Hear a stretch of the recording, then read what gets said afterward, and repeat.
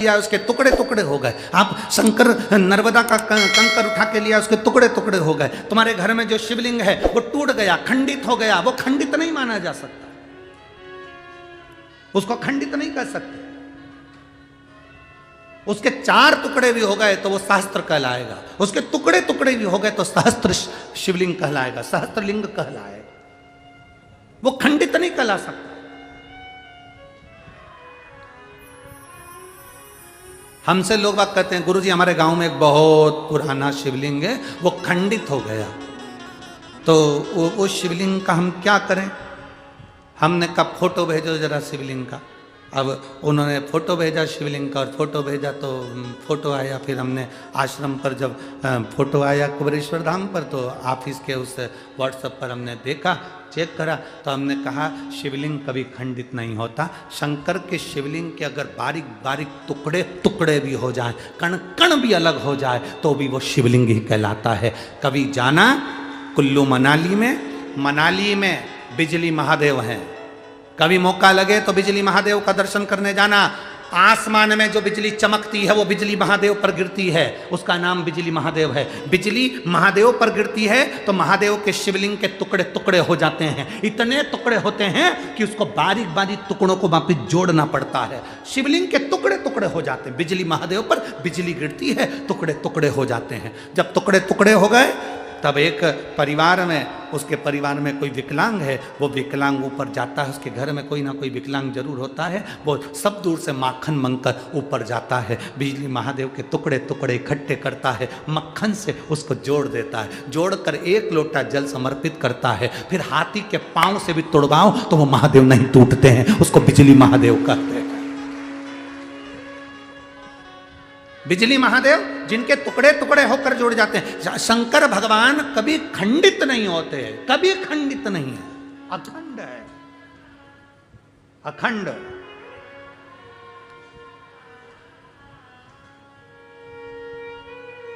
आपके घर में कोई शिवलिंग है, वो खंडित हो गया, आप उसे खंडित मत मानना। उसकी सेवा करो, पूजन करो, आराधना करो, फल देगा।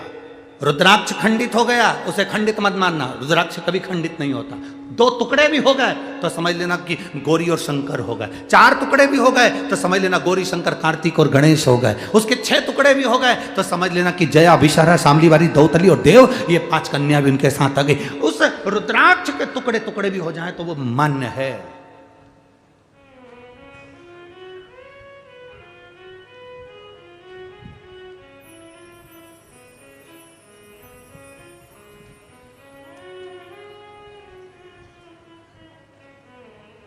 सीहोर में कुबेरेश्वर धाम पर जो रुद्राक्ष मिलता है उसमें अगर थोड़ा सा भी रुद्राक्ष, कई माताएं कहती है ये खंडित है। अब उनको समझाने वाला कौन समझाए,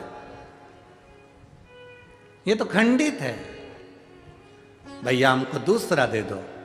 उनको समझना चाहिए रुद्राक्ष शिवलिंग कभी खंडित नहीं होता, वो अखंड है। सबके जाने की कथा है। राम जी के बैकुंठ जाने की कथा है, कृष्ण भगवान के जाने की कथा है, सारे देवताओं के जाने की कथा है। आपने कभी शंकर जी के जाने की कथा सुनी क्या, कि शिव जी इस पृथ्वी को छोड़ के चले गए? नहीं, अखंड।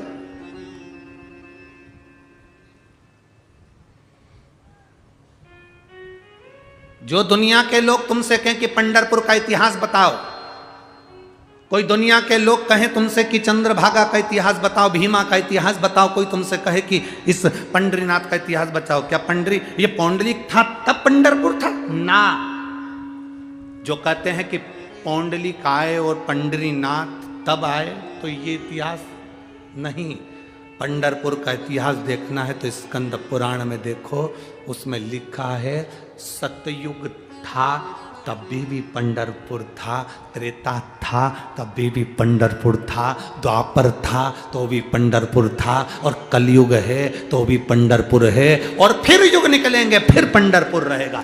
क्यों? उसका कारण क्या है? क्योंकि जिस स्थान पर देवाधिदेव महादेव रहते हैं, जिस स्थान पर शंकर रहते हैं, वो स्थान कभी समाप्त नहीं होता। उज्जैनी कभी समाप्त नहीं होती, काशी कभी समाप्त नहीं होती, कृष्णेश्वर कभी समाप्त नहीं होता, भीमाशंकर कभी समाप्त नहीं होता, केदारेश्वर, पूरे केदारेश्वर में त्राही त्राही मच जाए, चाहे बिल्डिंगें गिर जाए, चाहे दुनिया तहस नहस हो जाए, तो भी केदारेश्वर केदारेश्वर अटल की अटल रहता है, वो टूटता ही नहीं, वो टूटता नहीं, वो बिखरता नहीं, वो अखंड है। सोमनाथ जिस पर लोगों ने आक्रमण करा, सारा तोड़ दिया, फिर अखंड हो गया, फिर अखंड। शिव कभी समाप्त नहीं हुआ। तो पंडरीनाथ, लोग कहे पंडरपुर, पंडरपुर का इतिहास क्या? पंडरपुर का इतिहास यह कहता है शिव पुराण का कि पंडरपुर आज का नहीं, पंडरपुर में हरि विठ्ठल महादेव दोनों विराजमान है। जहां शिव है वो कभी समाप्त नहीं हो सकता, वो अखंड है, अखंड है।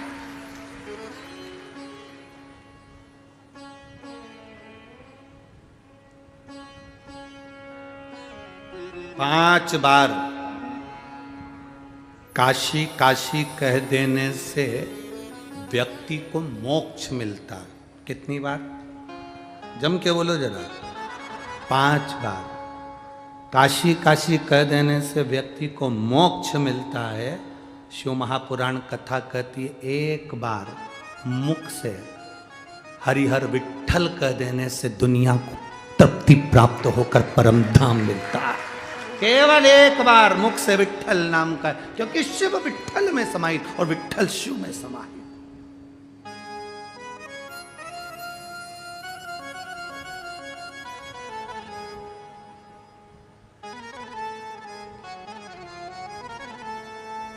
बस उसको भजने वाला चाहिए,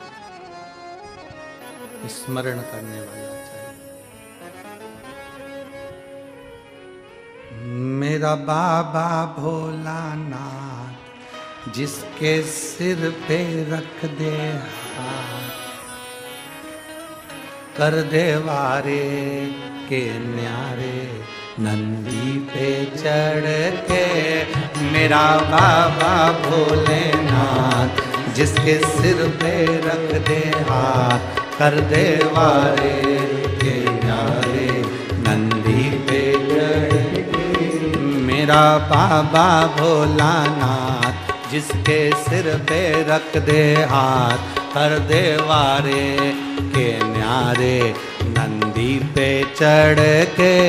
मेरा बाबा भोलानाथ जिसके सिर पर रख दे हाथ, कर दे वारे के न्यारे नंदी पे चढ़ के। बड़े भाव से दोनों हाथों से।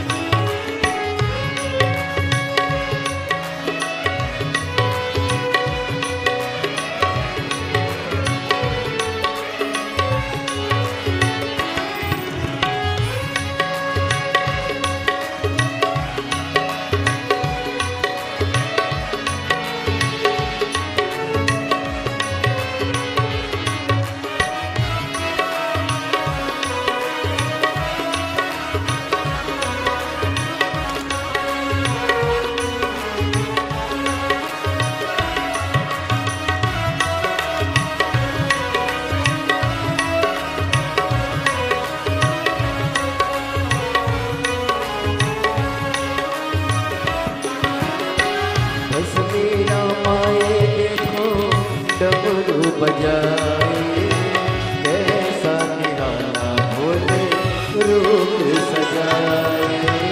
बस मेरा माए देखो डमरू बजाए, कैसा निराला भोले रूप बनाए। बस मेरा माए देखो डमरू बजाए, कैसा निराला भोले रूप बनाए।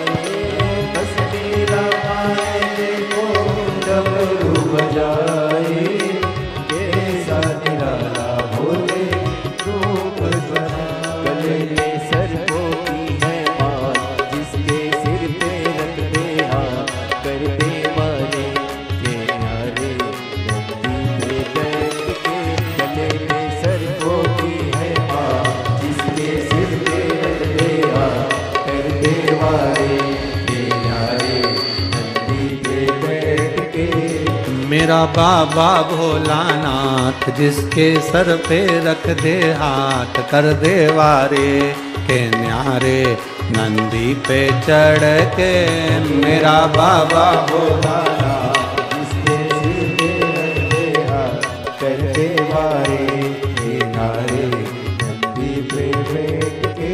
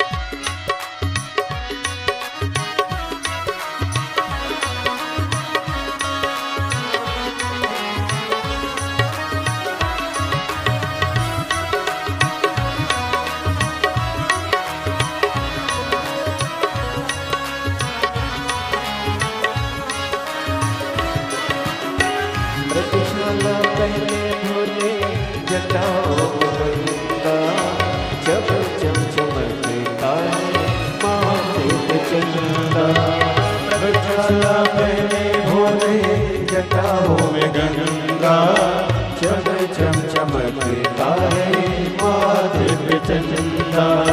प्रभु चला कहने बोले जटाओं